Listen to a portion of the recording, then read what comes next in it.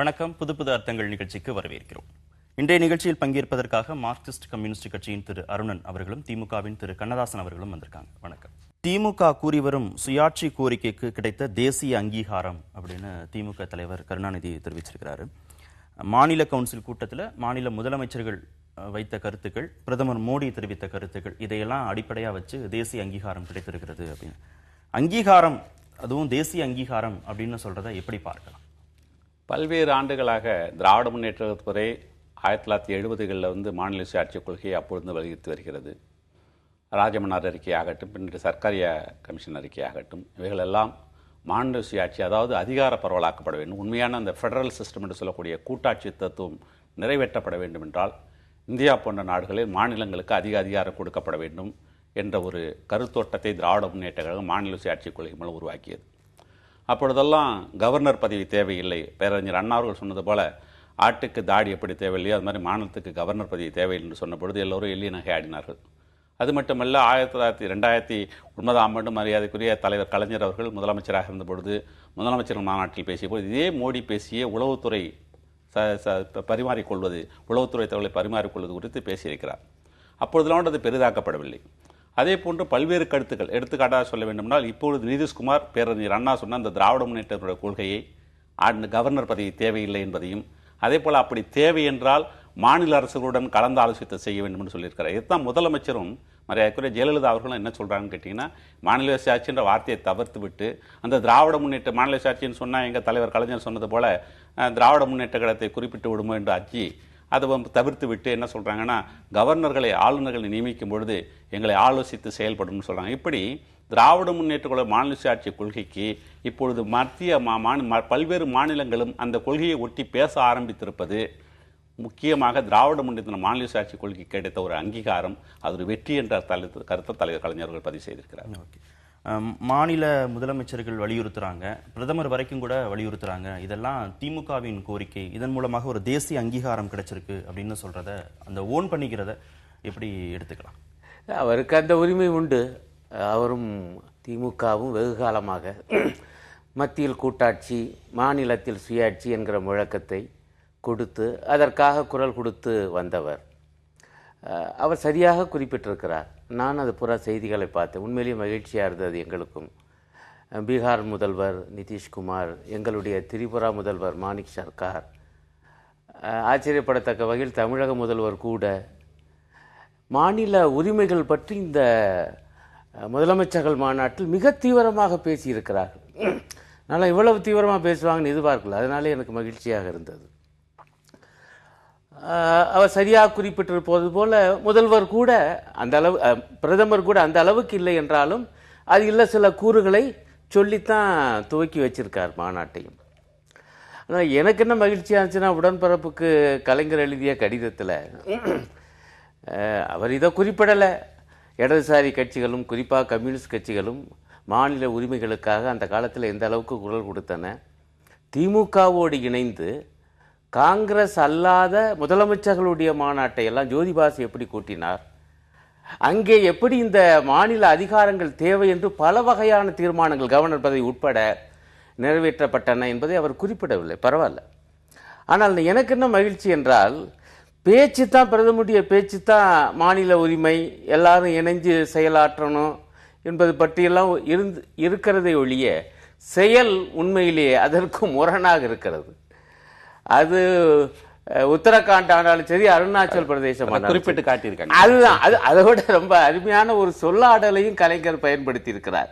என்னன்னா, நீங்கள் தவறு செய்கிறீர்கள், நீதிமன்றம் சரி செய்ய முயல்கிறது சொல்லிட்டு, எனினும் மத்திய பாஜக அரசின் கோணல் நாடகங்கள் அரசியல் சட்ட பிழைகளாக பதிவாகி இருக்கின்றன என்று அவருக்கே உரிய ஒரு நயமான நடையிலும் பொருத்தமான வார்த்தைகளையும் பயன்படுத்தி மோடி அரசின் ஜனநாயக விரோத போக்கையும், அது மாநில உரிமைகளை, கவர்னர் பதவியை தவறாக பயன்படுத்தி பறிக்கிற போக்கையும் மிகச் சரியாக சுட்டி காண்பித்திருக்கிறார். அதான் இதையும் சொல்லிட்டு, ஆனா இந்த ஸ்டேட்மெண்ட்ஸ் மூலமா ப்ரோக்ரசிவாகவும் இருக்கு, உள்நாட்டு பாதுகாப்புக்கு எல்லா மாநிலங்களும் சேர்ந்து செயல்படணும், ஒத்துழைப்பு தரணும்னு மோடி சொன்னதையும் சேர்த்து இந்த மாநில சுயாட்சி அப்படிங்கிற கோரிக்கைக்கு வலு சேர்ப்பதாக பிரதமருடைய ஸ்டேட்மெண்ட் இருக்குன்னு சப்போர்ட்டிவா பேசுறதையும் எப்படி? இல்ல நான் அதனால சொன்னேன், வார்த்தைகள்லாம் சரிதான். அதாவது சப்போர்ட்ல மோடி இந்த அளவுக்கு திருந்தி பேசுறாரு, ஆனா செயல்பாடுகள் வேற மாதிரி இருக்குன்றதையும் சுட்டி காட்டுறாங்க. ஒருவர் ஒரு நல்ல செய்தியை பேசும் பொழுது அதை வரவேற்பது ஒரு அரசியல் நாகரிகம். இல்ல, உள்நாட்டு பாதுகாப்புக்கு ஒத்துழைப்பு கொடுங்க அப்படின்னு ஒரு மத்திய அரசு கேட்கிறது, மாநில அரசுகள்கிட்ட கேட்கிறது. அதாவது மாநில சுயாட்சி வரைக்கும் விரிந்து பறந்து ஒரு பார்வையாக எப்படி முரண்பாடுன்னு கேட்டீங்கன்னா, மாநில அரசு பற்றி உள்ள அதிகாரங்களை பொதுப்பட்டியலுக்கு மாற்றுவது, பொதுப்பட்டியலிருந்து மத்திய அரசு பட்டியலுக்கு மாற்றி விடுவது, இதைத்தான் தொடர்ந்து செஞ்சுக்கிட்டு இருக்கிறாங்க எந்த அரசாக இருந்தாலும். மத்திய அரசை பொறுத்தவரை மாநிலங்களுடைய உரிமைகளை பரவலாக்கப்படுவதற்கு மாறாக அவைகளை நடத்துவதற்கு அதிகாரங்களை ஒடுக்குவதற்காக கல்வி எடுத்துக்கங்களேன். இதெல்லாம் ஆனா என்ன செய்யணும், 2 மாநிலங்களுக்கு இடையே ஆறுகள் ஓடிச்சுன்னா அந்த ஆறுகளை தேசியமயமாக்குவதற்காக பொதுப்பட்டியலில் கொண்டு வந்தா ஒரு உண்மையிலே ஒரு ஃபெடரல் சிஸ்டம் இருக்கும். ஆனால் அவைகள் நாங்கள் வலியுறுத்தி கொண்டிருக்கிறோம். இன்னும் அந்த மத்திய அரசு செய்ய தயங்குகிறது. மோடியை பொறுத்தவரையில் இந்த அளவிற்கு திராவிட முன்னேற்ற கழகம் 2009, 2008 வலியுறுத்திய அந்த கொள்கைகளை இப்ப பேச தலைப்பட்டிருப்பதே ஒரு வரவேற்கத்தக்க செய்தியின் அடிப்படையில் தான் இருக்க தவிர, நீங்க ஒரு நல்ல செய்தியை, எல்லோரும் ஏற்றுக்கொள்ளக்கூடிய செய்தியை, மாநிலங்களுக்கு அதிகாரங்கள் பரவலாக்கப்படும் என்ற செய்தியை ஒரு பிரதமர் சொல்லும் பொழுது அதுக்கு வரவேற்கத்தக்கது என்று சொல்வதில் இந்த அரசியல் இல்லை. இல்லை, இதுல ஒரே ஒரு விஷயம், அவர் போற போக்கில் சொன்னா நான் பெருசா எடுத்து காட்டியும் கூட அது சொல்ல வேண்டிய கடமை. திருந்திலாம் பேசுறதா நான் நினைக்கிறேன். மோடி தான் நாங்க எடுத்துக்கிறோம். சரி, பாஜக தலைவர் RSS உடைய பிரச்சாரகர் என்பதை நம்ம மறந்துவிடக் கூடாது. ஏன்னா RSS பாஜகவுடைய கோட்பாடு அடிப்படையில் நீங்க அந்த பழைய தீர்மானங்கள்லாம் பார்த்தீங்கன்னா அதுல உள்ளுரையாக இருப்பது என்னன்னா, இந்தியா என்பது ஒரு ஒற்றை ஆட்சியின் கீழ் வர வேண்டும். அந்த இந்துஸ்தான் இது பல தேசிய இனங்களை கொண்ட ஒரு பெரிய நாடு என்பதை RSS ஏற்றுக்கொண்டதே இல்லை. ஒரே நாடு ஒரே தேசம் என்றுதான் பேசுவாங்க. அத்தகைய அமைப்பினுடைய பிரதமர் என்பதை நாம் மறந்துவிடக்கூடாது. இருந்த போதிலும் கலைஞர் அவர்கள் இங்கே சரியாக சுட்டி காண்பித்திருப்பது போல இந்த முதலமைச்சர்கள் மாநாட்டில் அவர் பேசியிருக்கக்கூடிய பேச்சுக்கள் சரியானவை தான். அது ஒண்ணு விரிந்த அளவுல மாநில உரிமைகள் பத்தி எல்லாம் பேசல. சில குறிப்பிட்ட சில விஷயங்களை சுட்டி காண்பித்து ஒத்துழைப்பை கோருகிறார். நீங்க சரியாக சுட்டி காண்பித்தது போல பாருங்க, இன்னும் கூட அப்படிப்பட்ட நிலைமை இருக்கான்னு எனக்கு புரியல. உளவுத்துறை மாநிலங்கள் மற்றும் மத்திய அரசுக்கு இடையிலே செய்தி பரிமாற்றம் கூட இன்னும் இல்லாம தான் இருக்கா. கலைஞர் காலத்துல இருந்து அவர் என்ன சுட்டி காண்பிக்கிறார், அந்த காலத்திலேயே நான் இதை பத்தி பேசுறேன்னா என்ன அர்த்தம் என்றால், மத்திய அரசு தன்னுக்கு கிடைக்கக்கூடிய செய்திகள் அனைத்தையும் அந்தந்த சம்பந்தப்பட்ட மாநிலங்கள் கூட முழுமையாக சொல்வதில்லை போல தெரிகிறது. நான் அதுல இருந்து ஊகிப்பது. அதே போல மாநில அரசுகளும் சொல்வதில்லையா, ஆச்சரியமாக இருக்குது. அப்படி என்றால் இப்படி ஒரு பெரிய ஒரு அகழி இத்தகைய செய்தி பரிமாற்றத்தில் கூட, உள்நாட்டு பாதுகாப்பு பற்றிய செய்தி பரிமாற்றத்தில் கூட இருக்கு. அதையெல்லாம் அவர் சுட்டி காண்பித்திருக்கார். ஆனா பெரிய அளவில் சரியா சுட்டி காண்பித்தது போல கல்வியை பற்றி நம்ம சொல்லிட்டு இருக்கோம். அது மாநில பட்டியலில் இருந்ததை கொண்டு போய் இப்போ பொதுப்பட்டியலில் மாத்திருக்காங்க. இன்றைக்கு புதிதாக தேசிய கல்விக் கொள்கைன்னு ஆரம்பிச்சிருக்காங்க. அதுல நீங்க பாத்தீங்கன்னா மிகப்பெரிய கொடுமை, மாநில உரிமைகளை எல்லாம் பதிக்கிற மாதிரி இருக்குது. சமஸ்கிருத ஒன்றுக்குத்தான் தனி முக்கியத்துவம் என்று அதுல ஒரு பகுதி. இந்த கொள்கைகளை வலியுறுத்தினதுல திமுகவுடைய பங்கு எந்த அளவுக்கு இருக்கு? 2006க்கு அப்புறம் மாநில கவுன்சில் கூட்டம் இப்பதான் நடந்தது அப்படின்னா, இடைப்பட்ட காலத்துல மத்திய அரசோடு இணக்கமாக இருந்தது, மத்திய அரசுல பொறுப்பு வகித்தது திமுகவோட கொள்கைகளை தான் இப்பவும் பேசுறாங்க, பெருமைக்குரியதாக இருக்குது அப்படின்னு சொன்னா, இந்த விஷயங்கள் கவர்னர் நியமனம் தொடங்கி அதற்கான விதிமுறைகளை வரையறுக்கிறது தொடங்கி மாநில சுயாட்சி தொடங்கி இந்த இடைப்பட்ட காலங்கள்ல திமுக எந்த அளவுக்கு மத்திய அரசுக்கு அழுத்தம் கொடுத்திருக்கிறது? இங்கே தலைவர் கலைஞருடைய கடிதத்தில் மிக தெளிவாக அவர் குறிப்பிட்டிருக்கிறார். 1990 மரியாதைக்குரிய VP சிங் அவர்களுடைய தலைமையில் அமைச்சரவையில் இருந்த பொழுது இந்த மாநிலங்களுடைய கவுன்சில் என்ற ஒரு அமைப்பை உருவாக்கி ஆண்டு நடந்து கொண்டிருந்த 2006 ஆண்டு முதல் நடைபெறவில்லை, 10 ஆண்டுகளுக்கு பிறகு நடைபெற தெளிவாக குறிப்பிட்டிருக்கிறாங்க. நீங்கள் கேட்குறீங்க, அப்போல்லாம் நீங்கள் மத்தியில் கூட்டணி ஆட்சி இருந்தீங்களே, என்ன செய்கிறீங்கன்னு சொல்லிட்டு. உங்களுக்கு தெளிவாக புரியும். ஒரு கூட்டணி ஆட்சி என்று சொல்லும் பொழுது சில வகையில் வலியுறுத்தி கூறும் பொழுது அது மத்திய அரசு தான் முடிவெடுக்கக்கூடிய ஒரு சூழல் என்ன இருக்குது. அதுக்கு தான் அந்த பொதுப்பட்டியல் என்பது மத்திய அரசு பட்டியலில் 97 இனங்களை வைத்துக்கொண்டு மிக 66 இனங்களை மட்டும் மாநில அரசு பட்டியலில் வைத்துக் கொண்டிருக்கிறார்கள் என்று சொல்லும் பொழுது, அந்த 66 இனங்கள் எவ்வளவு இன்னும் அதிகம் பொதுப்பட்டியலுக்கும் மத்திய அரசு பட்டியலும் மாறக்கூடிய சூழல்ல மத்திய அரசு முழு அதிகாரத்தையும் வைத்துக் கொண்டிருக்கும் பொழுது, இவைகளெல்லாம் மத்திய அரசு முடிவெடுக்கக்கூடிய ஒரு சூழலில் ஒரு தேசிய கவுன்சில் கூட்டத்தை மத்திய அரசாங்கம் முடிவெடுத்து நடத்த வேண்டும் என்ற சூழலில் வலியுறுத்தி நடத்தவில்லை. ஆனால் 10 ஆண்டுகளுக்கு பிறகு நடத்தியிருப்பது வரவேற்கத்தக்கது என்ற ஒரு முதிர்ந்த அரசியல் அறிவு பயன்படுத்தி தலைவர் கலைஞர்கள் சொல்லியிருக்கிறாங்க. நீங்க சொன்னது போல ஏன் நடத்தல போகலன்றதை விட இனிமேல் நடப்பது நல்லா இருக்குன்ற என் நம்பிக்கையோடு தான் அந்த கருத்தை அவங்க பதிவு செஞ்சிருக்கிறாங்க. அதாவது நண்பர் சொன்னாரு, ஒரு கூட்டணியில சிறிய கட்சிக்கிற வார்த்தையை சொல்றது சரியில்லை. இருந்த போதிலும் கூட காங்கிரஸ் தான் பெரிய கட்சி, மிச்சதெல்லாம் சின்ன கட்சிகள், இவங்களுடைய குரல் எந்த அளவுக்கு எடுபடும் என்கிற பிரச்சனையை அவர் எழுப்பினார். ஆனாலும் என்னுடைய கருத்தை அவர் மறுக்கக்கூடும். தன்னுடைய வலிமையை போதிய அளவுக்கு திமுக பயன்படுத்தவில்லை. இன்றைக்கு எப்படி அதிமுக பயன்படுத்தாமல் இருக்கிறதோ, பயன்படுத்தி தான் நிச்சயமாக பல உரிமைகள் நமக்கு கிடைச்சிருக்கும். அது பயன்படுத்தலைங்கிறது என்னுடைய மதிப்பீடு அவர் மறுக்கலாம். இன்னும் கூட அவர் அழகாக சொன்னார், எப்படி இந்த அதிகார பகிர்வு என்பது மத்திய மாநிலங்களுக்கு இடையிலே இருக்கு என்று. மாநிலங்களுக்கான பட்டியல், மத்திய அரசுக்கான பட்டியல், இதையாவது புரிந்து கொள்ள முடிகிறது. ஆனால் மிச்சம் இருக்கக்கூடிய அதிகாரத்தை பூரா அப்படியே தூக்கி கொண்டு போய் மத்திய அரசு கொடுத்திருக்காங்களே, இதெல்லாம் எவ்வளவோ காலமா பேசியாச்சு. அதை பற்றிய ஒரு சொல்லப்படவில்லையோ அது மத்திய அரசுக்குரியதான் அரசமைப்பு சட்டத்தில் தெளிவா இருக்கும் பொழுது அரசமைப்பு சட்டத்தில் மாற்றங்கள் தேவை. அதைத்தான் சொல்ல வர்றேன். அதுக்கு நான் கலைஞரை குறை சொல்லல. அதை பற்றி விவாதம் கூட இன்னும் நடக்க மாட்டேங்குது. காங்கிரஸ் அப்படித்தான், பாஜக அந்த விஷயத்தில் இன்னும் மோசமா தான் இருக்கு. பெரிய அளவுக்கு வித்தியாசம் இல்லை என்பது மட்டுமல்ல, மோசமா, ஏன்னா அவங்களுடைய சித்தாந்தமே அப்படி என்பது என்னுடைய மதிப்பீடு. ஆகவே நிலைமை ரொம்ப சிக்கலா இருக்குது. இல்ல, பாரதிய ஜனதா மட்டும் இல்ல, இடைப்பட்ட காலங்களிலையும் இதே கோரிக்கைகளை நாங்க வலியுறுத்திட்டு இருந்தோம் அப்படின்னா காங்கிரஸ் தரப்புல இருந்து இதுக்கு எந்த விதமான ரியாக்ஷன்ஸும் கொடுக்கல. நான் சித்தாந்த ரீதியா சொல்றேன். அடிப்படையில் காங்கிரஸ் சரி, பாஜகவும் சரி, மத்தியில் ஆட்சிக்கு வந்தவொன்னு இங்க கலைஞர் ஒரு சரியான ஒரு வார்த்தையை பயன்படுத்தி இருக்காரு. ஏன்னா அதிகார ஆக்கிரமிப்புங்கிற ஒரு வார்த்தையை பயன்படுத்தி இருக்காரு. இந்த வேலையைத்தான் மாநில அதிகாரங்களுக்குள் ஆக்கிரமிப்பது என்கிற வேலையைத்தான் காங்கிரசும் செஞ்சது, பாஜகவும் செய்து கொண்டிருக்கிறது. இவங்க இன்னும் அதிகம் செய்வாங்க என்று நான் அச்சப்படுவதற்கு காரணம் இவர்களுடைய கோட்பாடு, இவருடைய குருபீடத்தின் கோட்பாடே அத்தகையது என்றுதான் நான் குறிப்பிட விரும்புகிறேன். தமிழக முதலமைச்சர் இந்த கூட்டத்தில் கலந்துட்டு இருந்தா இன்னும் நிறைய விஷயங்களை பேசியிருக்க முடியும், விவாதிச்சிருக்க முடியும், பல்வேறு கருத்துக்களை மாநில அரசு சார்பா சொல்லியிருக்க முடியும் அப்படின்னு மத்திய அமைச்சர் வெங்கையா நாயுடு சொன்னதையும் இவர் குறிப்பிட்டு சொல்றாரு. இவர் கலந்திருந்திருக்கணும் அப்படிங்கிறதையும் வலியுறுத்தி சொல்றாரு. அப்ப ஒரு கூட்டத்துல கலந்திருந்தாவே இவ்வளவு செஞ்சிருக்க முடியும் அப்படின்னா இந்த 10 ஆண்டுகள்ல வலியுறுத்தி இருந்தா எவ்வளவு செஞ்சிருக்க முடியும்? இல்ல, அதாவது இந்த முதலமைச்சரை பொறுத்தவரை நீங்க பார்க்கலாம், கடந்த சில ஆண்டுகளாக அவர்கள் முக்கியமான நிகழ்வுகளில் கலந்துக்கிறது இல்லை அப்படின்றது தெரியும். இது ஒரு 10 ஆண்டுகளுக்கு பிறகு ஒரு இன்டர்ஸ்டேட் கவுன்சில் கூட்டம் நடக்குது. அனைத்து மாநில முதல்வரும் வராங்க, தங்கள் கருத்துக்களை பதிவு செய்ய பொழுது ஒரு மாநில முதல்வர் என்ற பதவியில் பல்வேறு பிரச்சனைகள் அங்கே பேசியிருக்கலாம், அவங்க எழுப்பியிருக்கலாம். ஆனால் தனது அறிக்கையை அங்கு வாசிக்க செய்வது என்பது ஏதோ தமிழகத்தின் நலனில்விற்கு அக்கறை இல்லையோ என்ற சிந்தனையை மக்களுக்கு தோற்றுவது. அதுதான் வெங்கையா நாயுடு மறைமுகமாக சுட்டி காட்டுக்காரன்னு எடுத்துக்க முடியும். வெங்கையா நாயுடு சொன்னது சிறப்பாக இருக்கணும்னு அர்த்தம், அப்போ வரல சிறப்பு இல்லைன்னு அர்த்தம் அந்த அறிக்கையை வாசித்தது. அந்த அடிப்பில் தான் எடுத்துக்கணும். நீங்கள் 10 ஆண்டுகளை பற்றி பேசுறீங்க. இந்த 10 ஆண்டுகளில் 2006 கிட்டத்தட்ட 2011 வரைக்கும் திராவிட முன்னேற்றம் இங்கே ஆட்சியில் இருந்தது. 2011 தொடர்ந்து அதிமுக ஆட்சியில் இருக்கின்றது. இவர்கள் ஆட்சியாளர்கள் இந்த இன்டர்ஸ்டேட் கவுன்சில் கூட்டத்தை கூட்டுவதற்கு எந்த வகையில் முயற்சி செஞ்சாங்கன்றது உங்களுக்கு தெரியாது. ஆக இந்த அடிப்படையில் 10 ஆண்டுகளுக்கு பிறகு நடக்கக்கூடிய ஒரு கூட்டத்தில் ஒரு முதலமைச்சர் போய் கலந்திருப்பது சிறப்பாக இருக்குமானால் அறிக்கை வாசிக்கப்பட்டது என்பது அதேதான். அந்த கடிதத்தில் அவர் சொல்ல வரும், ஆட்சி காலத்தில் இருக்கும்போது கோரிக்கைகளை தான் வச்சோம். அதாவது மாநில அரசு மத்திய அரசு கிட்ட கோரிக்கைகள் தான் வைக்க முடிகிறது. நிச்சயமாக அதே தான் இவங்களும் கடிதம் மூலமா வலியுறுத்தி இருக்கிறாங்க. ஒரு செய்தி ஒன்று பதிவு பண்ண மிக தெளிவாக சொன்னார்கள்.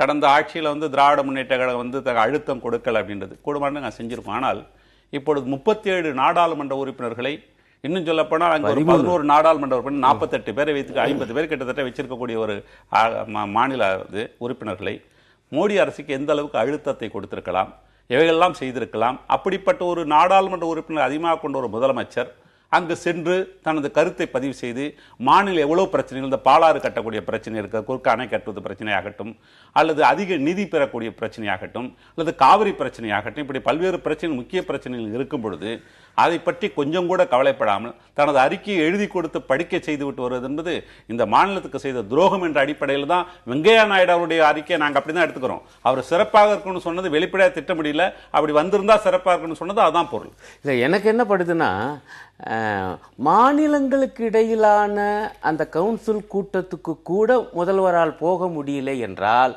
இதனுடைய அர்த்தத்தை நம்ம எப்படி புரிந்து கொள்வது என்று எனக்கு தெரியல. அதை விட வேறு என்னங்க முக்கியமான வேலை இருக்க முடியும் தமிழகத்தின் முதல்வருக்கு? அப்படி ஏதேனும் பிரச்சனை இருந்தால் தன்னை தேர்ந்தெடுத்த மக்களிடம் அதை சொல்ல வேண்டுமா வேண்டாமா? எனக்கு இப்படி சில பிரச்சனைகள், ஆகவே நான் போகலை. அதற்கான ஒரு விளக்கம் கூட இல்லை. அப்படின்னா மக்களை தேர்தலில் ஜெயிச்சு வந்துட்டா அப்புறம் அவ்வளவுதான், அவங்க வெறும் சர்வசாதாரணமா கருதுவது போல இருக்கு. இந்த மனப்பான்மையும் சரிதானா கூட. சில நாட்களுக்கு முன்னாடி தான் பிரதமரை சந்திச்சு 29 கோரிக்கைகளை கொடுக்கறாங்க, வலியுறுத்துறாங்க. ஓபிஎஸ் அப்படிங்கிற ஒரு முன்னாள் முதலமைச்சர், அவரும் இது போன்ற பல்வேறு கூட்டங்கள்ல கலந்துருக்கிறாரு. இவர் தான் கலந்துக்க போறாருங்கிற தகவலையும் அறிக்கை மூலமாக வெளியிடுறாங்க. ஜெயலலிதா கலந்துகிட்டா மட்டும்தான் ஆக்கப்பூர்வமான விஷயங்களை செஞ்சிருக்க முடியும்னு ஒரு மறைமுகமாக அழுத்தம் கொடுக்கறத எப்படி புரிஞ்சுக்க? இல்லங்க, நீங்க பிரதமரை சந்திச்சு மனு கொடுத்தீங்க, சரி. ஆனால் அதை விட முக்கியம், நான் தெளிவா சொல்றேன், அதை விட முக்கியம் இந்த மாதிரி மாநிலங்களுக்கு இடையிலான கவுன்சில் கூட்டத்தில் தமிழகத்தின் முதல்வர் சென்று தன்னுடைய கொள்கை நிலைப்பாடை, தன்னுடைய உரிமை குரலை எழுப்புவது என்பது அதை விட மிக முக்கியம் அல்லவா? ஏன்னா ஏற்கனவே இதே மனுவை 2 தடவை 3 தடவை கொடுத்தாச்சு அதே பிரதமர்கிட்ட. அதே தான் இன்னொரு வெர்ஷனாக இன்னொரு நகல் எடுத்து கொடுக்குறாங்க. அவர் எந்த அளவுக்கு அதுக்கு எதிர்வினையாற்றிருக்கார் நமக்கு தெரியும். திரு கண்ணதாசன் அதே கேள்வியை தான் நான் திரும்பி உங்ககிட்ட கேட்க விரும்புறேன். அவர் நிச்சயமாக திரு கருணாநிதியோட அறிக்கையில பாத்தீங்கன்னா, நாங்க ஆட்சி பொறுப்பில் இருக்கிற போதெல்லாம் நாங்க மத்திய அரசுக்கு கோரிக்கை வைக்கிறோம், அழுத்தம் கொடுக்கிறோம் அப்படிங்கறதா செய்ய முடிகிறது. அதை தாண்டி மாநில அரசு அப்படிங்கறதோட அதிகாரம் குறுக்கப்பட்டுதானே இருக்கு. அடிப்படை பிரச்சனை நான் அந்த சிரமங்களை நான் மறுக்கலங்க. பட் ஆனா நிதிஷ்குமார் போய் பேசுவது, மாணிக் சர்க்கார் போய் பேசுவது என்பதற்கும் முதல்வருக்கு பதிலாக, தமிழக முதல்வருக்கு பதிலாக ஒரு அமைச்சர் வாசிப்பது என்பது இடையில வேறுபாடு உண்டா இல்லையா? இவங்க பேசி இருந்தால் அது இன்னும் ஒரு விவாத பொருளாக அகில இந்திய அளவில் ஆகி இருக்குமா ஆகாதா? அப்படியெல்லாம் பார்க்கணும்ல ஒரு விஷயத்தை. ஏன் பார்க்கல? இல்ல அப்படி உண்மையிலேயே அன்றைக்கு ஏதேனும் சிரமங்களை உடல்நிலை எதுன்னு மக்களுக்கு சொல்லலாம், அதை நாங்க புரிஞ்சு கொள்ள முடியும். ஆகா, அது இயல்பா என்னதான் ஒரு தனி மனிதர் தானே. ஆனா அப்படியும் இல்ல, அந்த நாளைக்கு வேற ஏதேனும் அதை விட முக்கியமான வேலை இருந்துச்சா நமக்கு ஒண்ணு தெரியல பத்திரிகைகள்ல. அதுதான் எனக்கு ஆச்சரியமா. நிர்வாக ரீதியா எடுத்த முடிவை அவங்க 2 தினங்களுக்கு முன்பே அவங்க சொன்ன பிறகும் கூட இதுல எதிர்க்கட்சிகள் மறைமுகமாக அழுத்தம் கொடுக்கிறாங்க. இல்லங்க, ஒரு பாயிண்ட், 4 நாட்களுக்கு முன்பே இருந்தே தமிழ்நாட்டின் பல அரசியல் கட்சிகள் இந்த வேண்டுகோளை வச்சாங்க. ஆமா, ஏன்னா இவங்க போகாதது மாதிரி செய்தி வர்றதை பார்த்துட்டு தயவு செய்து அவர்கள் போக வேண்டும். ஏன்னா ஏகப்பட்ட பிரச்சனை நமக்கு தான் இருக்குது. உண்மையிலேயே பாத்தீங்கன்னா பல்வேறு மாநிலங்களுக்கு இடையில இவற்றுக்காக அங்கே சென்று குரல் கொடுப்பது என்பது அது ஒரு அழுத்தத்தை, ஒரு முக்கியத்துவத்தை தரும் என்று எதிர்கட்சி தலைவர்கள்லாம் சொல்றாங்க. அதற்காவது குறைந்தபட்சம் பதிலாவது சொல்லணும்ல. உங்களுடைய உணர்வு சரிதான், ஆனா எனக்கு இப்படி பிரச்சனை, ஆகவே நான் போலேன்னா சொல்லணும். அது கூட பதில் கூட ஒரு விளக்கம் கூட கொடுக்கவில்லை என்றால் அது எப்படிங்க? நீங்க ஓபிஎஸ் அவர்கள் போனதை பத்தி சொன்னீங்க. இன்னும் இவங்க மக்கள் முதல்வராகவே இருக்கிறாங்களோன்ற பயம் மக்களுக்கு இருக்க ஆரம்பிச்சிருச்சு. ஏன்னு கேட்டீங்கன்னா, இவங்க இது ஒரு முக்கியமான கூட்டம் நிகழ்வு என்ற பொழுது அடுத்து நீங்க மனு கொடுத்ததை பற்றி சொன்னீங்க. பிரதமரை சந்திச்சாங்க, மனு கொடுத்தாங்க, தனிப்பட்ட சந்திப்பு. ஆனால் இது பல்வேறு மாநில முதல்வர்கள் அங்கு இருக்கும் பொழுது தங்களுடைய பிரச்சனை, இப்ப கர்நாடக முதல்வர் வந்திருப்பாரு, ஆந்திர முதல்வர் வந்திருப்பாரு, அவருடன் பேசி அவர்கள் இணக்கத்தை கொண்டு வந்து இதே மாதிரியான குற்றச்சாட்டை இங்கே இதே அமர்வுல வச்சிருக்காங்க. 10 ஆண்டுகள் பிறகு நடக்கிற கருணாநிதி கலந்து கொள்ளாத கூட்டங்கள்ல ஸ்டாலின் கலந்து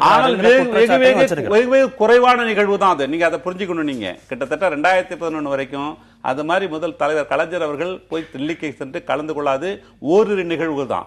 ஆனால் ஒரு 10 ஆண்டுகளுக்கு பிறகு நடக்கக்கூடிய ஒரு நிகழ்வில் ஒரு முதலமைச்சர் கலந்து கொள்ளாதது என்பது நாங்க சொல்லல, வெங்கையா நாயுடே சொல்றாரு. அவர் நேரடியா சொல்ல முடியல, வருந்தத்தக்கதுன்னு சொல்ல முடியல, அதற்காக மாற்றி சொல்றாருன்னு தான் எடுத்துக்க முடியும். நிர்வாக ரீதியா விளக்கம் கொடுத்த பிறகு இதை நம்ம தொடர்ந்து விவாதிக்க வேண்டியதில்லை. பொது இடங்களில் உள்ள சுவர் விளம்பரங்களை அரசியல் கட்சிகளே அழிக்க வேண்டும் அப்படின்னு உயர்நீதிமன்றம் சொல்லியிருக்கு. இதுக்கு கால அவகாசமும் கொடுக்கப்பட்டிருக்கு. உயர்நீதிமன்றத்தோட இந்த உத்தரவை நீங்க எப்படி பார்க்குறீங்க? அதாவது பொது இடங்களில் விளம்பர டிஸ்ஃபிகர்மெண்ட் ஆக்ட்னு தனியாக ஒன்று இருக்குது, சட்டம் இருக்குது. பொது இடங்களில் விளம்பரம் செய்வது தடை செய்யப்பட்ட ஒன்றுன்னு சட்டம் இருக்குது. சட்டம் மட்டும் பாதுகாப்பாக பத்திரமா இருக்குது. ஆனால் சுவர்களோ பொது பாதைகளோ அல்லது இந்த மீடியன் சாலை தடுப்புகளை கூட விட்டு வைக்கல. அதெல்லாம் பாதுகாப்பா இல்லை. அதாவது மக்களுக்கும் பாதுகாப்பு இல்லை, அந்த சுவர்களுக்கும் பாதுகாப்பு இல்லாத அளவில் விளம்பரங்கள் இருக்குது. இந்த விளம்பரங்கள்னால என்ன நடக்குதுன்னு கேட்டிங்கன்னா, சாலையில் 2 சக்கர வாகனம் செல்பவர்கள் அல்லது வாகன ஓட்டிகள் இவர்கள் எல்லாம் அந்த விளம்பரத்தை பார்க்கும்போது கவனச்சிதறல் ஏற்படுகிறது. இந்த அடிப்படையெல்லாம் சில ஆண்டுகளுக்கு முன்பாக பெரிய பெரிய விளம்பர பலகைகள்லாம் அகற்றப்பட்டு அவெல்லாம் ஆபாச படங்கள் இருக்குது, இல்லை கவனத்தை இருக்குது, விபத்துகள் காரணம் அகற்றப்பட்டது. ஆனால் அதை சரியாக இந்த லா என்ஃபோர்சிங் அத்தாரிட்டி சொல்லக்கூடிய இந்த சட்டத்தை கடைபிடிக்க வேண்டியவர்கள், சட்டத்தை செயல்படுத்த வேண்டிய அதிகாரிகள் பாராமுகமாக இருந்து விடுவதால் இந்த பிரச்சனை ஏற்படுகிறது. அதுக்காக தான் இப்போ சமீபத்தில் பார்த்தீங்கன்னா இப்போ தான் 2016 தேர்தல் நடந்து முடிந்தது. சில இடத்துங்களில் பார்த்தீங்கன்னா 2021 ரிசர்வ் நீ எழுதி அந்த சுவர்கள் இது இன்னைக்குன்னா அவன் சொந்த வீட்டில் எழுத மாட்டான், அரசு சுவர்களில் இல்லை பொது இடங்களில் இது மாதிரி எழுதுறாங்க. அது மட்டும் இல்லாமல் பார்த்தீங்கன்னா மலைகளை போய் அங்கே போய் மத சின்னங்களை குறித்து வச்சுறது. எந்த மதமோ அந்த மதங்கள் ஒரு மத சின்னத்தை குறித்து வச்சுட்டு அந்த மலையேது இவர்களுக்கு சொந்தம் போல கொண்டாடுறது. ஆக இப்படிப்பட்ட பொது சொத்துக்களை தவறாக பயன்படுத்துவது, விளம்பரத்துக்காக பயன்படுத்துவது தவறான ஒரு செயலாகிறது. இப்போ சமீபத்தில் பார்த்தீங்கன்னா திருச்சியில் கூட அதிமுக எந்த ஒரு அறிவிப்பும் இல்லாமல் வந்து விளம்பர பலகைகள் வச்சு டிராபிக் ராமசாமி பொது சமூக ஆர்வலர் போய் அதை எடுக்கிறார். அவர்கள் வந்து அதிமுக காவல்துறை மேலே தாக்க முற்படுகிறார்கள். இதுதான் நடக்குது. அப்போ வந்து யாராவது சமூக ஆர்வலர் என்ன நடக்கும்? அதே போல கடந்த ஆண்டு வந்து அதிமுக பொதுக்குழு நடந்த பொழுது வழியெங்கும் பதாகைகள் மறைக்கப்பட்டிருந்தன. அதை ஒருத்தர் கழட்டினார்ன்றதுக்காக வீட்டுக்கு போறதுக்கு வழியிலன்னு காட்ட அவரை சிறையில் தள்ளினாங்க. இப்படி சட்டத்தை செயல்படுத்தக்கூடிய காவல்துறையோ மாவட்ட ஆட்சியாளரோ இல்லை உரிய அதிகாரிகளோ இப்படி பொதுமக்களை இம்சிப்பதால் இவங்களுடைய தைரியம் அதிகமாகுது. அதனாலதான் அவங்க என்ன சொல்றாங்க, இதை போல அந்த அரசியல் கட்சிகள் தாங்கள் செல்ஃப் ரெஸ்ட்ரெயின்டா இருக்கணும். அது மட்டும் இல்லாமல் அவர்களே ஒரு கால அவகாசம் கொடுத்திருக்காங்க முதல் பெஞ்ச். அப்படி இல்லைன்னா என்ன கடுமையான தண்டனை அவர்களுக்கு அபராதம் விதிப்பது போன்ற செயல்களை செய்தால்தான் இது குறையும். அதிமுக மட்டுமே பேனர் வைக்கிற மாதிரியும் சுவர் விளம்பரங்கள் வைக்கிற மாதிரியும் யார் செய்தாலும் தவறு சொல்ற நான் எடுத்துக்காட்ட பாருங்க. எதிர்கட்சிகள் வச்ச உடனே போய் அகற்றக்கூடிய காவல்துறை ஏன் ஆளுங்கட்சி செய்தால் தடுப்பவர்களை கைது செய்தான் நான் கேட்கிறேன். இல்ல நாங்க இதுல சற்று மாறுபடுறேன். நண்பர் குறிப்பிட்ட ஒரு அம்சம் சரி. போக்குவரத்துக்கு இடையூறாக பொது இடங்களில் யார் விளம்பரம் செய்தாலும் அது தவறு, அது செய்யக்கூடாது, செய்தாலும் அது அகற்றப்பட வேண்டும் என்பது சரி. ஆனால் அப்படி இடையூறு இல்லாமல் ஒரு மலையில் அல்லது ஒரு பொது சுவரில் அல்லது வேறு சில இடங்களில் அரசியல் கட்சிகள் விளம்பரம் செய்வதை ஏதோ ஒரு மிகப்பெரிய பாவம் போல கருதி இந்த வழக்கும் அதற்கான தீர்ப்பு வந்திருக்கிறதாக நான் பார்க்குறேன். ஒரு விஷயத்தை நீதிமன்றம் கவனத்தில் கொண்டதா இல்லையான்னு எனக்கு தெரியல. விளம்பரம் செய்வதற்கு பெரிய கட்சிகளுக்கு வசதி இருக்கு. இந்த இதில் கோடிக்கணக்காக செலவு செய்ய வேண்டியிருக்கு. பத்திரிகைகளிலோ அல்லது தொலைக்காட்சிகளிலோ விளம்பரம் கொடுக்கணும்னா சிறிய கட்சிகளுடைய நிலைமையை தயவு செய்து நினைச்சு பார்க்கணும். தங்களை தாங்களே மக்களிடம் கொண்டு செல்ல முன்னிறுத்த அந்த தொண்டர்களுக்கு இந்த மாதிரியான பொது இடங்களில் அவங்க கட்சி பேரை, தலைவர் பேரை, சின்னத்தின் பேரை பிரியத்தோடு எழுதி வைக்கிறாங்க. இவங்க என்ன சொல்கிறாங்கன்னா அதை பூரா உங்கள் செலவுலேயே நீங்கள் அகற்றணும் அப்படின்னு அது ஒரு வகையான தண்டனை போல் அது தீர்ப்பு சொல்கிறாங்க. உண்மையிலேயே அவங்க இன்னொன்று யோசிச்சு பார்க்கணும். பல விஷயங்கள் சேர்ந்து வருது. ஏற்கனவே தேர்தல் சீர்திருத்தத்தின் போது நாமளே விவாதம் பண்ணியிருக்கோம். விஷயங்கள் வந்து பொது வெளியிலும் அந்த கருத்துக்கள்லாம் வந்திருக்குது. இந்த மாதிரி தேர்தல் செலவை சகல கட்சிகளும் அங்கீகரிக்கப்பட்ட கட்சிகளுடைய தேர்தல் செலவை ஏன் அரசே ஏற்கக்கூடாது, அதற்கான ஏற்பாட்டை தேர்தல் ஆணையம் ஏன் செய்யக்கூடாது, கண்காணிக்க கூடாது என்றெல்லாம் பேசியிருக்கோம். அப்படி செய்தால் ஒரு சமமான ஆடுகளம் என்பது கிடைக்கும். பெரிய கட்சி சின்ன கட்சின்னு வேறுபாடு அந்த ஏற்பாடெல்லாம் இல்லாம இந்த சிறிய கட்சிகள் வேறு வழியின்றி இந்த பொது இடங்கள்ல எழுதுனா அதை மிகப்பெரிய அநியாயம் போல அக்கிரமம் போல ஒரு வழக்கு ஒருத்தங்க தொடுக்கிறாங்க. நீதிமன்றம் கிட்டத்தட்ட அவங்களுடைய கருத்தை ஒப்புதல் போல தருவது போல இயற்கை வளங்களை பாதுகாக்கணும், பொதுமக்களுக்கு இடையூறு இருக்கக்கூடாதுங்கிற அடிப்படையில் இதுல இன்னொரு பாயிண்ட். அதான் இயற்கை வளங்கள்ல ஒரு சுண்ணாம்புல அல்லது ஒரு பெயிண்ட்ல கட்சி சின்னத்தை எழுதுனா இயற்கை வளம் பாலாகுதாங்க. இயற்கை வளத்தை கொள்ளை அடிச்சிட்டு இருக்கிறது கருணைட் கொள்ளைக்கும் தாது மணல் கொள்ளைக்கும் நடந்துட்டு இருக்கு. அதை தடுக்கிறதுக்கு வழி இல்லை. அதையும் உயர்நீதிமன்றம் கருத்துல கொள்ளுது. பாறை ஓவியங்கள் இருக்கக்கூடிய இடங்கள் வரலாறு சார்ந்த விஷயங்களை வந்து வரலாறு சார்ந்த விஷயங்கள் நீதிமன்றத்துக்கு முன்பே அது தொடர்பாக ஆய்வுல இருக்கக்கூடிய மாணவர்கள் ரெண்டு விஷயத்தை ஏற்கலாங்க. போக்குவரத்துக்கு இடையூறு இருக்கக்கூடாது, வரலாற்று சான்றுகளை அழிப்பது போல விளம்பரம் செய்யக்கூடாது என்று நீங்க சொன்னீங்கன்னா பரவாயில்ல. அதை விட்டுட்டு எந்த ஒரு பொது இடத்திலையும் எந்த ஒரு அரசியல் விளம்பரம் செய்யக்கூடாது, செஞ்சா நீயே அழி என சொல்வது இன்றைய சூழலில் பொருத்தமானதாக எனக்கு படவில்லை. நாடாளுமன்ற தேர்தலில் திராவிட கட்சிகளை எதிர்ப்பது பலனளிக்காது அப்படின்னு திருமாவளவன் சொல்லியிருக்கார். திருமாவளவன் கருத்தை எப்படி பார்க்குறீங்க? அதாவது நேற்றைய தினம் மக்கள் நல கூட்டணியுடைய 4 தலைவர்களும் சந்தித்து பேசியிருக்காங்க. அந்த பேச்சிலே எட்டப்பட்ட முடிவு குறித்து அந்த 4 பேரும் பத்திரிகையாளர்களையும் சந்திச்சிருக்காங்க. எங்களுடைய கூட்டணியுடைய ஒருங்கிணைப்பாளர் வைகோ அவர்கள் அந்த முடிவுகளை எல்லாம் அறிவிச்சிருக்கார். அதில் ஒரு 2 விஷயம் மிக முக்கியமானது. இந்த ஏற்கனவே கூட்டு இயக்கம் என்று மக்கள் பிரச்சனைகளுக்காகத்தான் துவங்கியது. அந்த கூட்டு இயக்கம் தொடரும். சட்டமன்றத்திலே அது கூட்டணியாக உருவெடுத்தது. அந்த கூட்டணி வருகிற உள்ளாட்சி தேர்தலுக்கும் தொடரும் என்கிற மிக முக்கியமான ஒரு அரசியல் முடிவை அவங்க எடுத்து அறிவிச்சிருக்காங்க. சட்டமன்ற தேர்தல், அதில் ஏற்பட்ட தோல்வி, அதன் விளைவாக இந்த அணியே இல்லாமல் போயிடும் என்கிற சிலருடைய எதிர்பார்ப்பெல்லாம் இன்றைக்கு பொய்த்து போயிருக்கு. 1. 2வது விஷயம் நான் மிக முக்கியமாக கருதுவது, இன்றைய சூழலில் எதை எதிர்க்கணும் என்பது பற்றி இந்த பேட்டியில் இல்லை, ஆனால் பத்திரிகையில் வந்திருக்கு. உதாரணமாக எங்களுடைய தீக்கதிலே அது வந்திருக்குது. இன்றைக்கு இருக்கக்கூடிய சாதிவாதம், மதவாதம், இவற்றை எதிர்த்தும் மிக மோசமான மத்திய அரசுடைய பொருளாதார கொள்கைகளை எதிர்த்தும் மிக தீவிரமான இயக்கத்தை இந்த கூட்டணி நடத்தும் என்பதை அறிவிச்சிருக்காங்க. இதில் வந்திருக்கா இல்லையான்னு தெரியல. அதில் மிக முக்கியமான ஒரு செய்தி, அண்மையில் மோடி அரசு சில ஆலோசனைகள், இன்புட்ஸ் என்று தேசிய கல்விக் கொள்கைக்கான வரைவுக்கான சில ஆலோசனைகளை அவங்க அதிகாரபூர்வமாக போட்டுவிட்டு ஜூலை இறுதிக்குள்ளே கருத்து சொல்லியிருக்காங்க. அது எவ்வளவு ஒரு தவறான கோட்பாடுகளை, முன்னெடுப்புகளை உள்ளடக்கியது என்பது இன்றைக்கு விவாத பொருளாக இருக்கு. அதில் இருக்கக்கூடிய அந்த மோசமான அம்சங்களை எதிர்த்து போராடுவோம் என்றும் இன்றைய தினம் மக்கள் நல கூட்டணி சொல்லியிருக்கு. ஆகவே இப்படி ஒரு சரியான பாதையில் இது போய்கொண்டிருக்கு என்பது நான் பார்க்குறேன். திருமாவர்களுடைய பேட்டி பொறுத்தவரையில் இந்துவில் இன்றைக்கு வந்திருக்கு. ஏற்கனவே நம்முடைய புதிய தலைமுறை தொலைக்காட்சியில் தான் திருமாவர்கள் ஒரு விரிவான பேட்டி கொடுத்துருக்காங்க. அநேகமாக இன்றைக்கு வந்திருக்கக்கூடிய செய்தி என்பது அன்றைக்கு அவர் சொன்னது தான். அதில் நான் கூர்ந்து கவனித்த அந்த முழு பேட்டியும் பார்த்தேன். கூர்ந்து கவனித்த விஷயம் என்னன்னா, இந்த மாதிரி திமுக அதிமுக இரண்டும் அல்லாத ஒரு மாற்று அரசியலை முன்னெடுத்து செல்ல வேண்டும் என்று மக்கள் நல கூட்டணி எடுத்த அரசியல் முடிவு, அந்த கொள்கை முடிவு சரியானது தான் மீண்டும் அவர் சொன்னார். ஆனால் அதுக்குரிய காலம் கனியவில்லை போலப்படுகிறது, மக்கள் அதை அங்கீகரிக்கவில்லை என்பதை தேர்தல் முடிவு காட்டுகிறது என்று மிக கவனமாக சொல்லி, மக்களவை தேர்தலை பொறுத்தவரை தனக்கு ஒரு கருத்து இருக்கிறது, அதை நான் கட்சிக்கும் சொல்லுவேன், தன்னுடைய சொந்த கட்சிக்கும் சொல்லுவேன். மக்கள் நல கூட்டணி தலைவர்கள் 19ஆம் தேதி சந்திக்கிறார்கள், அதில் அவர் சொல்லியிருக்கார். அதிலும் இந்த தன்னுடைய கருத்தை சொல்லுவேன் என சொல்லியிருக்கார். இப்போ அந்த கருத்து அங்கே அவர் சொன்னாரா, அது பற்றி அங்கே என்ன விவாதிக்கப்பட்டது என்பது பற்றி இன்னும் பத்திரிகை செய்தி வரல, எங்களுக்கும் கருத்துக்கள் சொல்லப்படலை. ஆகவே நான் அது பற்றி எதுவும் கருத்து சொல்ல முடியாத நிலையில் இருக்கிறேன் என்பதை சொல்லிக்கிறேன். சரி, நீங்கள் எப்படி பார்க்குறீங்க? அதாவது 2016 தேர்தலை அவர்களுக்கு ஒரு ஒருமித்த கருத்து, திராவிட முன்னணி ஒருமித்த கருத்து, இந்த ஜெயலலிதா ஆட்சி அகற்ற வேண்டும் என்பதில் தெளிவாக இருந்தாங்க. ஆனால் அவர்கள் இன்னொரு கூடுதலாக ஒரு நிலைப்பாடு, திமுக அதிமுக தவிர மற்ற ஒரு மாற்று அணி என்ற கோரிக்கையை முன்வைத்தார்கள். மக்கள் அதை நிராகரித்து விட்டார்கள் என்று தெளிவாக தெரியும். தேர்தலில் வெற்றி தோல்வியை பற்றி நான் இங்கே விவாதிக்கலை, அது இயல்பான ஒன்று. ஆனால் இப்படி ஒரு முடிவு எடுப்பது என்பது அவர்கள் யதார்த்தத்தை புரிந்து கொள்ளாதவர்களாக, எங்களுக்கெல்லாம் ஒரு பெரிய வருத்தம். நேற்று கூட மறையாக்கூடிய தளபதிகள் பேசிட்டு இருக்கும்போது கூட சொன்னாங்க,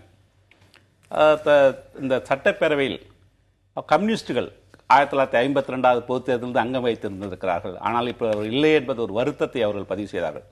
அந்த வருத்தம் எல்லோருக்கும் இருக்கின்றது. அதற்கான நிலைப்பாடு, அதற்கான காரணம் தோழர்கள் தான் காரணம் என்பது மக்களுக்கு தெளிவாக தெரியும்.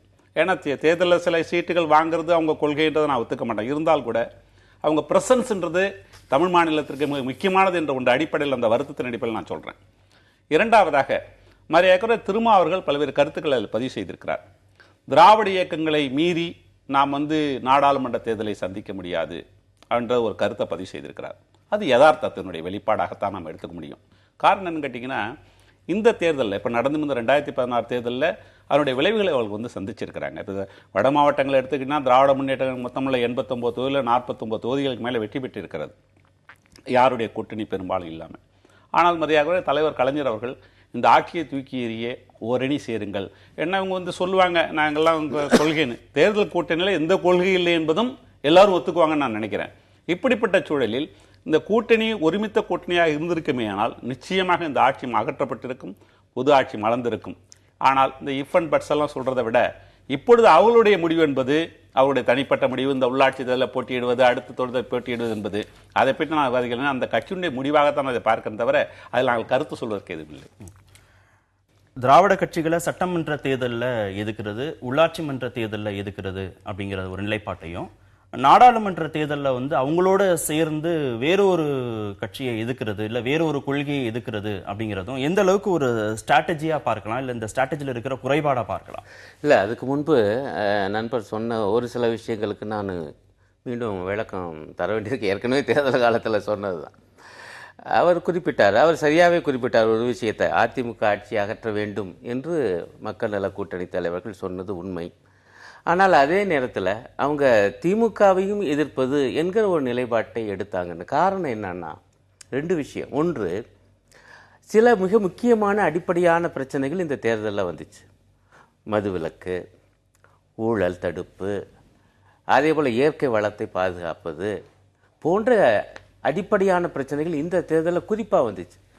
இத்தகைய விஷயங்களில் அதிமுகவுக்கும் திமுகவுக்கும் என்ன வேறுபாடு? ரெண்டு பேருமே கடந்த காலத்தில் ஆட்சியில் இருந்திருக்காங்க. 5 ஆண்டுகளுக்கு முன்பு திமுக ஆட்சியாக நடந்துச்சு, ஒரு 5 ஆண்டுகள். அப்படி என்றால் என்ன வேறுபாடு? அதிமுக ஆட்சி அகற்ற வேண்டும் என்பது சரி, ஆனால் அதே இடத்தில் மீண்டும் திமுக ஆட்சி அதே கொள்கையோடு இந்த விஷயங்களில் என்றால் அது எப்படி முறையான சரியான தீர்வாக இருக்கும் என்பதுதான் நாங்கள் முன்வைத்த வாதம். ஒன்று. ரெண்டாவது பாருங்க, இது ஒரு சிக்கலான விஷயம். அது அவரே இந்த தொனியில் தான் சொன்னார் பாருங்க. ஆனால் அது நல்ல விஷயம் இல்லை. தேர்தல் நேரத்தில் கூட்டணி என்பதெல்லாம் கொள்கை சார்ந்ததே இல்லைங்க. அது எல்லாருமே ஒப்புக்கொள்வாங்க என்கிற அளவுக்கு பேசப்படுது. நண்பர் மட்டுமில்லை, பலரும் பேசுறாங்க. அது சரிதானாங்கிற கேள்வியும் எங்களுக்கு வருது. இப்போ பாருங்க, கம்யூனிஸ்டுகளை பொறுத்த வரையில இயல்பா சில பேர் வேணுமே குதர்க்கமாக கேட்பாங்க. நான் அவங்கள மனசில் வச்சு சொல்லலை. உண்மையிலே எங்கள் மீது பிரியம் உள்ளவர்கள் கூட திரும்ப திரும்ப இந்த காலங்களில் சொல்வது என்னன்னா, கம்யூனிஸ்ட் கட்சிகள் ஏன் மீண்டும் மீண்டும் இப்போ சொல்றாரு பாருங்க, அதிமுகவை அகற்றணும்னா திமுகவோட தான் போயாகணும், திமுகவை அகற்றணும்னா அதிமுகவோட தான் போயாகணும் என்று நீங்க அந்த கோணத்தில் இருந்து பார்த்து ஒன்னு அதிமுகவோடு அல்லது திமுகவோடு தானே தேர்தல் உடன்பாடே கொண்டுகிட்டே வர்றீங்க. திரும்ப சொல்றது அதுதானே. அதுதான் வர்றேன். நான் எதுக்கு இந்த நிலைப்பாட்டுக்கு வந்தோம்னு சொல்றதுக்காக சொல்ல வரேன். அப்ப அதிலிருந்து ஒரு முறிப்பை ஏன் ஏற்படுத்தக்கூடாது என்று சில நல்ல உள்ளங்கள் பொதுவா பேசிட்டே வருவாங்க. நாங்க என்ன நினைச்சோம் என்றால், அதற்கான ஒரு காலம், அதற்கான ஒரு துவக்கம் இன்றைக்கு செய்ய வேண்டி இருக்கிறது. பார்த்தா அந்த மாதிரி ஒரு 4 கட்சிகள் ஒரு கூட்டணி கொள்கை அடிப்படையில் இதுவரைக்கும் தமிழ்நாட்டு அரசியல்ங்க நீங்க பாத்தீங்கன்னா, ஒரு கூட்டணி அரசியல் என்பது மிக தீவிரமாக 67 இருந்து வந்துச்சுன்னு வச்சுக்கோங்க. ஆனால் எல்லாமே அடிப்படையில் கூட்டணியே கிடையாது, எல்லாம் தொகுதி உடன்பாடு தான். ஆனா நாங்க தான் ஒரு குறைந்தபட்ச திட்டம் என அறிவிச்சு ஒரு கொள்கை அடிப்படையிலான கூட்டணி, அதற்கு பிறகு தேமுதிகவும் தமாகவும் தொகுதி உடன்பாடு என்று வந்து சேர்ந்தாங்க. அப்போ ஒரு முயற்சி என்பது செய்து பார்த்தோம். அந்த முயற்சி மக்கள் ஒரு வாக்களித்து அங்கீகரிக்கவில்லை. எங்களை பொறுத்தவரை, கம்யூனிஸ்ட் கட்சிகளை பொறுத்தவரை அடிப்படையில் நாங்கள் எடுத்த நிலைப்பாடு மிகச்சரி. திமுக அதிமுகவுக்கு ஒரு மாற்று அரசியல், கொள்கை அடிப்படையிலான மாற்று அரசியலுக்கான தேவை இன்றைக்கும் இருக்கிறது என்றுதான் நாங்க நினைக்கிறோம். தோழர் ஒரு கருத்தை சொன்னாரு. அவங்க கம்யூனிஸ்டுகளை பொறுத்தவரை நான் குற்றம் சாட்ட விரும்பல, எந்த குறையும் சொல்ல விரும்பலை. ஆனால் அவருடைய அந்த கூட்டணி தலைவராக வைகோ அவர்கள் இந்த கூட்டணியுடைய நோக்கம் என்ன என்பதை அவங்களுடைய திருச்சி கூட்டத்தில் மிக தெளிவாக சொன்னார். நான் திராவிட முன்னேற்ற கழகம் எனது ராஜதந்திரத்தால் திராவிட முன்னேற்ற கழகம் ஆட்சிக்கு வருவதை தடுத்து விட்டேன்னு ரொம்ப பெருமிதமா சொன்னார். அவங்களுடைய நோக்கம் அதுவாகத்தான் இருந்தது. நாங்கள் அதை தான் ஆரம்பத்தில் சொல்லிட்டு வந்தோம். இந்த ஆட்சி அகற்ற வேண்டும் என்று சொல்கிறீர்கள், ஏன் இவ்வாறு செய்கிறீர்கள் கேட்டோம். அவங்க ஒரு நிலைப்பாடு எடுத்தாங்க தோழர்கள். நான் அதை குறை சொல்ல தயாரா இல்ல. திமுக இப்ப இந்த கருத்தை எப்படி பார்க்குது? திருமாவளவனுடைய கருத்தை திமுக எப்படி பார்க்கிறது? இதுவரைக்கும் எந்த விதமான ஒரு பாசிட்டிவ் சைனோ இல்ல இது தொடர்பான ஒரு கருத்தையோ திமுக இதுவரைக்கும் வெளியிடவே இல்லை. இப்ப திராவிட முன்னேற்ற சட்டமன்ற தேர்தலையும் உள்ளாட்சி மன்ற தேர்தலையும் திராவிட கட்சிகளுக்கு எதிரான ஒரு நிலைப்பாடு எடுக்கிறது அப்படிங்கிறதையும், நாடாளுமன்ற தேர்தலுக்கு மட்டும் திராவிட கட்சிகளோடு இணைந்து இன்னொரு கொள்கை எதிர்க்கிறோம், ஒரு மதச்சார்பற்ற ஒரு கூட்டணி அமைக்கிறோம்னு சொல்றத திமுக எப்படி பார்க்கல? இல்ல, 3 தேர்தல்களும் வெவ்வேறான வகையில் தான் நடக்குதுன்றது மிக தெளிவாக தெரியும். உள்ளாட்சி தேர்தல் அங்க உள்ளூர்ல யாரெல்லாம் செல்வாக்கு பெற்றவர்கள், கட்சிக்கு அப்பாற்பட்டு வெற்றி பெறுவர்கள் அடிப்படையில் உள்ளாட்சி தேர்தல் நடைபெறும் பெரும்பாலும். அது மட்டுமல்ல, சட்டப்பேரவை தேர்தலை பொறுத்தவரை அந்த மாநில கட்சி எது வலுவான என்ற அடிப்படையில் வெற்றி பெறுது. தேசிய தேர்தலில் நாடாளுமன்ற தேர்தலை பொறுத்தவரை அந்த சூழல், நாடாளுமன்ற சூழலை பொறுத்தவரை வேட்பாளர் தேர்தல் இப்போ உதாரணத்துக்குன்னா 37 வேட்பாளர் வெற்றி பெற்றாங்க. அவர்களுடைய கணக்குப்படி பார்த்தா கிட்டத்தட்ட 220 தொகுதிகளில் வெற்றி பெற்றணும் அதிமுக. ஆனால் 134 தொகுதிகள் மட்டும் வெற்றி பெற்றது. இதெல்லாம் தேர்தலுக்கு தேர்தல் மாறுபாடு சூழல். இப்பொழுது அதற்கான நேரம் வாய்க்கவில்லை. மரியாதைக்குரிய திருமாவளவன் அவர்கள் தனது கருத்தை பதிவு செய்திருக்கிறார் என்றால் அது பற்றி எதிர்வினையாற்ற இப்பொழுது நேரம் வாய்க்கவில்லை. ஏன்னா உள்ளாட்சி தேர்தலை யாரோட சந்திக்கணும் அவர் தெளிவாக சொல்லிட்டார். இன்னும் நாடாளுமன்றத்துக்கு எவ்வளோ காலம் இருக்கின்றது. அப்படிப்பட்ட சூழலில் மாற்றங்கள் நிகழக்கூடிய வாய்ப்புகள் இருக்கிறது. அப்படி வரும்பொழுது அதை பற்றி திராவிட முன்னேற்ற தலைவர்கள் பரிசீலிப்பார். இல்லை, ஒரே ஒரு பாயிண்ட் நான் சொல்றது, ஏற்கனவே தேர்தல் முடிஞ்சோடனே இந்த கருத்து வந்துச்சு.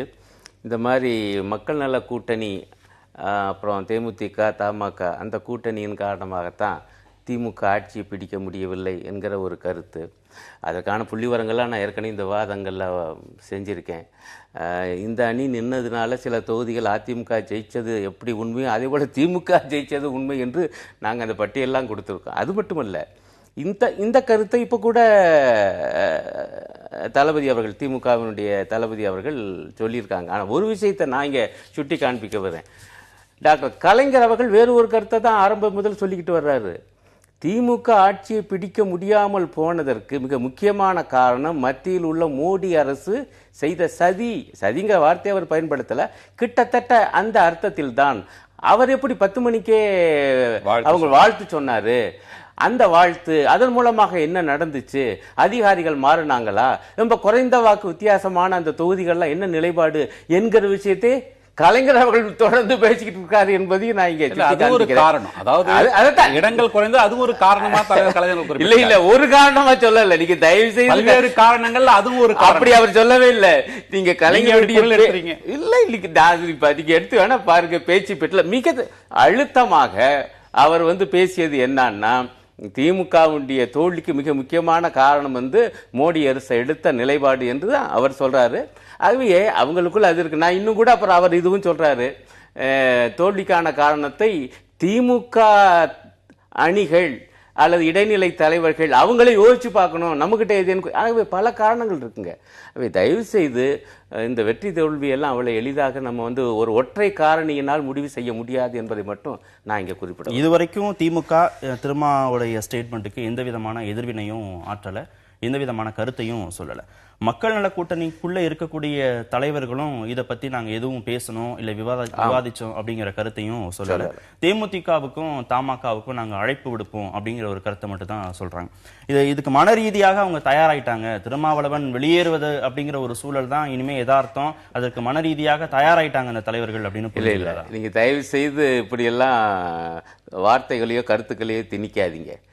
அவங்க ரொம்ப தெளிவாக 4 பேர் இருந்து என்ன சொல்லியிருக்காங்கன்னா, அங்கே உள்ளாட்சி தேர்தலில் இந்த கூட்டணியாக நின்று போராட போகிறது, களத்துக்கு போகிறோம் சேர்ந்து என்று 4 பேரும் அறிவிச்சிருக்காங்க. ஒன்று இன்னும் கூட சொல்லப்போனால் அந்த பேட்டியிலே அவர் என்ன சொல்லியிருந்தாருன்னா, நாடாளுமன்ற தேர்தலை பற்றி தான் அந்த கருத்தை சொன்னாரே ஒழிய உள்ளாட்சி தேர்தலை பற்றி அல்ல. ஆகவே அதை மீண்டும் அவர் இங்கே சொல்லியிருக்காரு. அதுலேயும் அவர் ஒரு ஸ்டேட்மெண்ட்டையும் நாங்கள் பார்ட்டி பீப்புளுக்கு எங்களுடைய கருத்தை சொல்ல வேண்டியதா இருக்கு, மக்கள் நல கூட்டணியில இருக்கிறது சம்பந்தமாகவும் நாங்கள் விளக்கம் கொடுக்க வேண்டியதா இருக்கிறது, அதையும் புரிய வைக்க வேண்டியதாக இருக்கிறது, அவளுடைய உணர்வுகளுக்கு மதிப்பளிக்க வேண்டியதாக இருக்கிறது. ஒரு விஷயத்தையும் சேர்த்தே தான் சொல்றேன். இந்த பேட்டியை கொடுத்ததுக்கு பிறகுதான் நிச்சயமாக அதுக்கு பிறகுதான், ஏன்னா அதுல இந்த 4 பேர் சந்திப்பு பத்தி நீங்க கொடுத்து பூரா வரிக்கு வரி படிச்சீங்கன்னா, இதுக்கு முன்பு இதெல்லாம் பேசியது, அதுக்கு பிறகு இங்க 4 பேரும் சந்தித்து 4 பேரும் சேர்ந்து பத்திரிகையாளர்களை சந்தித்து இந்த இதை சொல்லியிருக்காங்க.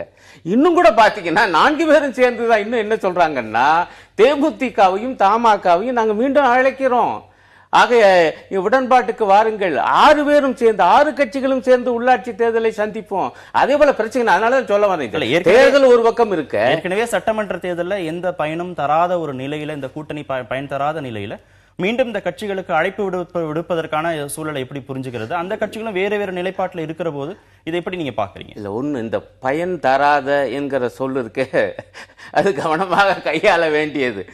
நிச்சயமாக ஒரு இடத்தில் கூட நாங்கள் வெற்றி பெறலை என்பது யதார்த்தம்.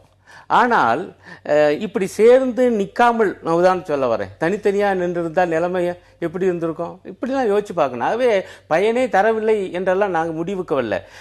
எங்களுடைய தலைவர் சவுந்தரராஜன் கூட நேற்று ஒரு மாநாட்டில் பேசியிருக்கார், ஒரு மாற்று அரசியலுக்கான விதை இன்றைக்கு ஊன்றப்பட்டிருக்கிறது, அது நிச்சயம் வளரும். ஏன் திருமாவளவன் கூட மிக அழகாக சொன்னார், இது குறுகிய கால பயிர் அல்ல, 6 மாதத்தில் அறுவடை செய்ய. ஆகவே நிச்சயமாக இந்த விதை, இந்த பயிர் தமிழக அரசியலுக்கு, ஒரு நல்ல அரசியலுக்கு தேவை. இந்த உடனடியாக சட்டமன்ற தேர்தலில் மக்கள் அதை அங்கீகரிக்காமல் இருந்திருக்கலாம். ஆனால் எதிர்காலத்திலே அவர்கள் அங்கீகரிப்பார்கள் என்கிற நம்பிக்கையோடு தான் நாங்கள் இங்கு தொடர்ந்து பயணித்துக் கொண்டிருக்கிறோம். அதனால தான் இந்த 4 பேரும் சேர்ந்து ஏற்கனவே உள்ள அந்த 2 பேரையும் அழைக்கிறாங்க. இன்னும் சொல்லப்போனால் தேமுதிக அவங்க தெளிவாக சுட்டி காண்பிச்சிருக்காங்க. இன்னும் வெளிப்படையாக விஜயகாந்த் அவர்கள் ஒன்றும் சொல்லலையே. அதனால தான் நாங்கள் உரிமையோடு அழைப்பு கொடுக்கிறோம். உள்ளாட்சி தேர்தல் சொல்ல மாட்டார். இல்ல இருக்காது, உங்களுடைய ஆசையா கூட இருக்கலாம். நடைமுறையை சொல்றேன். இல்ல அது ஏன் முடிவு அவரே சொல்லாத போது நீங்க சொல்வது என்ன நியாயம்? எங்களுக்கு அந்த விளைவு ஏற்படுத்த போதில்ல, அது வேற விஷயம். ஏற்கனவே பழம் நழுவி விழுவுன்னு பார்த்து கடைசியா பல கருப்பியா பண்ணு பழம் தானே வந்து சேர்த்திருக்கு. இல்ல சொல்றது அதே நாம அவசரப்பட வேண்டியது இல்ல. நீங்க ஒரு வாக்கியம் சொல்லி மன வேதனையா இருந்துச்சு. அப்படி எல்லாம் அவர் அவர்கள் சொல்லவே இல்லை. அவர் தொடர்ந்து நான் இந்த கூட்டணியில இருக்கேன். ஒரு கருத்து எங்க ஒரு கட்சிக்கு ஒரு கருத்து வரக்கூடாது. கருத்தை நான் தோழமை கட்சிகளோடு விவாதிப்பேன் தான். ஒரு கருத்தை சொல்லும் போது எப்படி இன்டர்பிரட் பண்றோமோ அதே மாதிரி மௌனத்தையும் இன்டர்பிரட் பண்ணி தான் புரிஞ்சுக்க வேண்டியதாக இருக்கிறது. நிகழ்ச்சியில் பங்கேற்ற இருவருக்கும் மிக்க நன்றி. நேயர்களே, மற்றும் நிகழ்ச்சியில் சந்திக்கலாம். நன்றி, வணக்கம்.